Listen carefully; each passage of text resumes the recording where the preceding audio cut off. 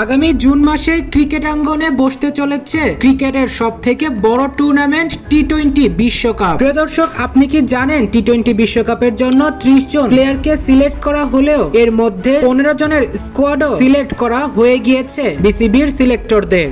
চলুন এক নজরে দেখে নেই কোন 15 জন ধরছে যুক্তরাষ্ট্রের বিমান। বিসিবি নিচ্ছে 3 ওপেনার, এদের মধ্যে সৌম্য সরকার, লিটন কুমার দাস ও রয়েছে তানজিদ হাসান তামিম। মিডল অর্ডারদের মধ্যে থাকছে নাজমুল হোসেন শান্ত, সাকিব আল হাসান ও তাওহিদ হৃদয়। এছাড়াও লোয়ার অর্ডারে থাকছে মাহমুদুল্লাহ রিয়াদ ও জাকের আলী অনিক। এছাড়াও 2 স্পিনার শেখ মাহিদি হাসান ও রিশাদ হোসেন থাকছে বিশ্বকাপ স্কোয়াডে। এরপর 3 পেসার তাসকিন আহমেদ, শরীফুল ইসলাম ও মুস্তাফিজুর রহমানকে সিলেক্ট করেছে বিসিবির নির্বাচকরা। বাকি 2 স্লটের একটিতে নিশ্চিতভাবে থাকছে একজন ক্রিকেটার, যাকে চায় গোটা বাংলাদেশের ক্রিকেট সমর্থকরা। তবে উনি যদি সম্পূর্ণ ফিট থাকে এবং সম্পূর্ণ ইনজুরি মুক্ত থাকে, তাহলে উনি যাচ্ছে বিশ্বকাপের 14 নাম্বার প্লেয়ার হয়ে। তিনি আর কেউ না, তিনি হচ্ছেন মোহাম্মদ সাইফুদ্দিন। ইতোমধ্যে বিসিবি এই 14 জনকে সম্পূর্ণরূপে সিলেক্ট করে ফেললেও এখনো একটা স্লট খালি রেখেছে।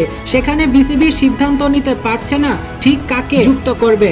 মিডল অর্ডার কোনো ব্যাকআপ ব্যাটসম্যান কিংবা কোনো ব্যাকআপ স্পিনার অথবা ব্যাকআপ কোনো পেসার। যদি বিসিবি ব্যাকআপ কোনো স্পিনার চিন্তা করে, তাহলে সেক্ষেত্রে দৌড়ে এগিয়ে আছে নাসুম আহমেদ, তাইজুল ইসলাম, এছাড়াও আলিস আল ইসলাম। যদি ব্যাকআপ কোনো পেস বলার চিন্তা করে বিসিবি, তাহলে সেক্ষেত্রে থাকবে হাসান মাহমুদ ও তানজিম হাসান সাকিবদের মধ্যে লড়াই। শুধু তাই নয়, বিসিবি যদি মিডল অর্ডার কোনো ব্যাকআপ ব্যাটসম্যান চিন্তা করে, সেক্ষেত্রে আফিফ হোসেন ধ্রুব ও শামীম হোসেন পাটোয়ারি সব থেকে এগিয়ে। তবে অফিসিয়াল কোনো ঘোষণা না আসলেও 15 নম্বর স্লটে হয়তো বিসিবির ম্যানেজমেন্টরা সবচেয়ে বেশি জোর দিচ্ছে একজন ব্যাকআপ মিডল অর্ডার ব্যাটসম্যানের।